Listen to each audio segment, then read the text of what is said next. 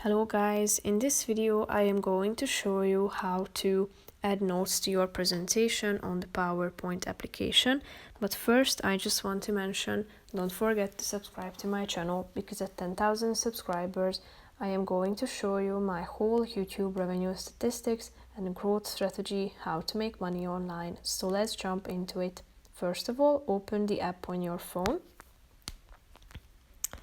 Go to your home page by tapping on the first icon down below, and then you should select from these presentations that you have created. Click on the one that you would like to add to your notes.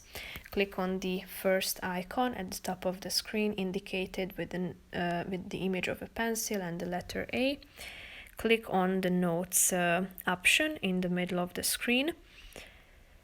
And then tap to add your notes into this blank space, so you can type in whatever you want to. You can also make your text bold, italicize it, or underline it. You can add bullet points, numbers to it, and so on. So as you can see, you have added this note to your presentation.